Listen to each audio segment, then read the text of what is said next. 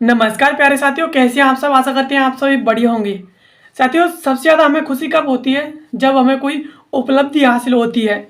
और यही हुआ है हमारे देश के साथ। अब तक हमारा देश दुनिया के सबसे बड़े हथियारों के इंपोर्टर के रूप में जाना जाता था।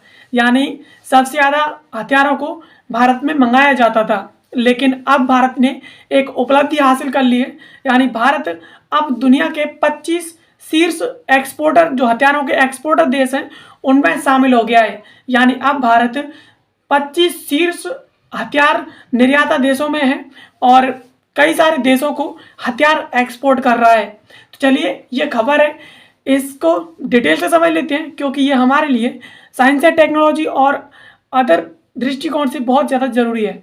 बात करें खबर की, तो खबर है भारतीय हथियारों की दुनिया दीवानी, एक दशक में 20 गुना बड़ी बिक्री और 25 देशों में भारत का नाम, यानी टॉप जो 25 कंट्रीज हैं हथियार एक्सपोर्टर, उनमें भारत का नाम शामिल हो गया है। ये भारत के लिए बहुत बड़ी उपलब्धि है और ये खबर है जिसके चलते ये टॉपिक जो है चर्चा में आया है। बात करें इसके प्रमुख बिंदुओं के बारे में, तो दुनिया में भारत तेजी से बड़ी ताकत बनकर उभर रहा है।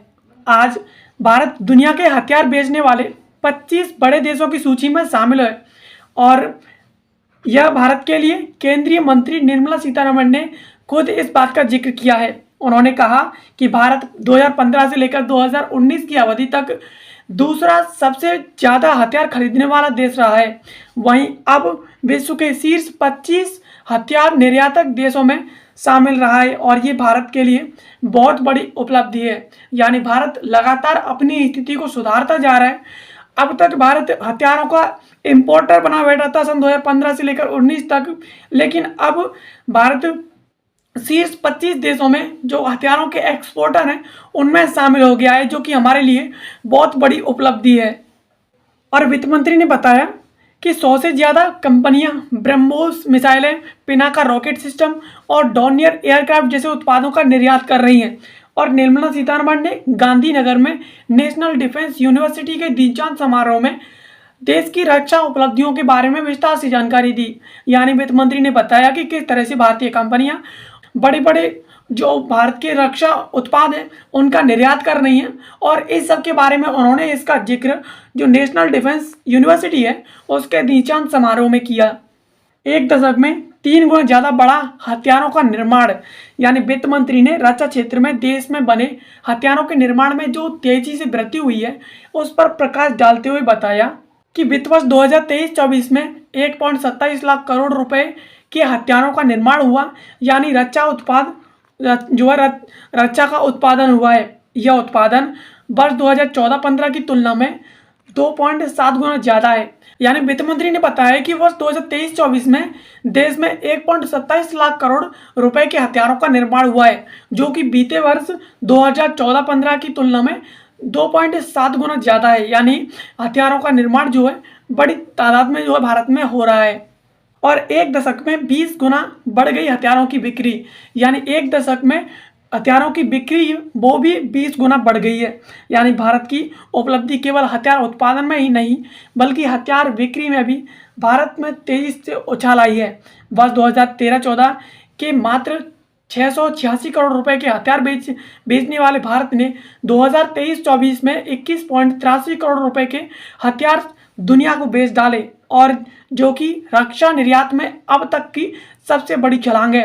यानी भारत सिर्फ हथियारों का उत्पादक देश ही नहीं है, उसने हथियारों की बिक्री में भी काफ़ी छलांग लगाई है। यानी भारत ने वर्ष 2013-14 में 686 करोड़ रुपए के हथियार बेचे थे और अब आकर के भारत ने 2023-24 में 21,083 करोड़ रुपए के हथियार बेच डाले हैं, जो कि भारत के लिए एक बहुत बड़ी उपलब्धि है। और रक्षा क्षेत्र में जो रक्षा का उत्पादन है, रक्षा के निर्यात का बहुत बड़ी छलांग है रक्षा के निर्यात में, और यह उपलब्धि एक दशक में 20 गुना जो है बढ़ोतरी दर्शाता है। यानी सिर्फ एक दशक में, यानी 10 वर्षों में इतनी बड़ी जो वृद्धि देखने को मिली है, यह अपने आप में बहुत बड़ी उपलब्धि है भारत के लिए। स्वदेशी रक्षा उत्पादन में भारत की बड़ी धाक, यानी वित्त मंत्री ने बताया कि पीएम मोदी के मेक इन इंडिया मिशन के तहत अब भारत ने स्वदेश में निर्मित हथियारों के उत्पादन में तेजी से बढ़ोतरी हासिल की है। आंकड़ों के लिहाज से देखें तो हम 2023-24 में 1.27 लाख करोड़ रुपए के रिकॉर्ड उच्च स्तर पर पहुंच गए हैं। रक्षा मंत्री ने बताया कि बंदरगाहों की क्षमता में दोगुनी जो है बढ़ोतरी हुई है।